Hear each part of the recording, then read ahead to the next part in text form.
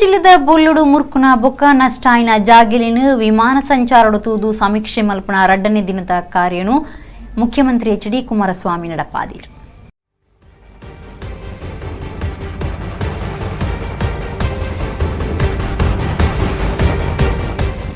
ಮುಖ್ಯಮಂತ್ರಿ H D Kumaraswamy Kodagu ಜಿಲ್ಲೆಯ ವಿಮಾನ ತಿರುಗಾಟವು ಬೊಲ್ಲ ಪ್ರದೇಶದ ಸ್ಥಿತಿಗತಿ ನಾಶನಷ್ಟದ ಬಗೆಟ್ ಸಮೀಕ್ಷೆ ನಡಪಾದಿತ್ತು.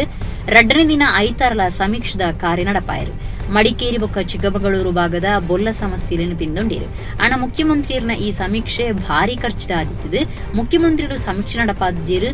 ಹೆಲಿಕಾಪ್ಟರ್ ಕೊಲ್ಲುದು ದಿನ ಪೇಪರ್ಲೆನ್ನು ಓದುನೆಟೆ ಮುರ್ಕುದಿತ್ತಿರೆಂದು ಸಾರ್ವಜನಿಕರು ಎದುರು ಪಕ್ಷಗಳು ದೂರದ.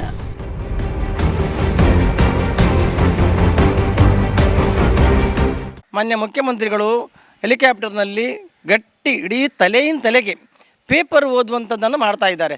ಅವರು ಒಂದು ವೇಳೆ ಈ ರೀತಿಯಾಗಿ ಪೇಪರ್ ಓದಲಿಕ್ಕೆ ಇದ್ದರೆ ಅವರ ಮನೆಯಲ್ಲೇ ಕೂತ್ಕೊಂಡು ಅಥವಾ ಆಫೀಸಲ್ಲೇ ಕೂತ್ಕೊಂಡು ಪೇಪರ್ ಓದ್ಬೋಯಿತು. ಈ ಸಮೀಕ್ಷೆ ಮಾಡೋ ಮೂಲಕ ಅವರು ಅಲ್ಲಿ ಪೇಪರ್ ಓದಲಿಕ್ಕೆ ಆಗಬೇಕಾಗಿತ್ತು. ಇದು ವಾಯುವಿಹಾರವಾದಂತೆ ಕಾಣ್ತಾ ಇದೆ. ಮಾನ್ಯ ಮುಖ್ಯಮಂತ್ರಿಗಳು, ನಾನು ಪ್ರಶ್ನೆ ಕೇಳ್ತಿದ್ದೇನೆ, ಅವರು ವಾಯುವಿಹಾರಕ್ಕೆ ಹೋಗಿದ್ದಾರೋ ಅಥವಾ ಈ ಸಮೀಕ್ಷೆ ನಡೆಸಲಿಕ್ಕೆ ಹೋಗಿದ್ದಾರೋ? ಅದರೊಟ್ಟಿಗೆ ಇನ್ನೊಂದು ಭಾಗ, ಈ ಸಮೀಕ್ಷೆಗೆ ಕರ್ನಾಟಕ ರಾಜ್ಯದ ಜನತೆಯ ತೆರಿಗೆ ಹಣವನ್ನು ಉಪಯೋಗ ಮಾಡ್ತದೆ. ತೆರಿಗೆ ಹಣವನ್ನು ಈ ರೀತಿಯಾಗಿ ವಾಯುವಿಹಾರಕ್ಕೆ ಮುಖ್ಯಮಂತ್ರಿಗಳು ಮಾಡುವಂಥದ್ದು, ನಾನು ಜನಗಳ ಮುಖ್ಯಮಂತ್ರಿ ಅಂತ ಹೇಳಿಕೊಳ್ಳುವಂಥ ಮುಖ್ಯಮಂತ್ರಿಗಳಿಗೆ ಸರಿ ಅಂತ ಕಾಣ್ತಾ ಇದೆ.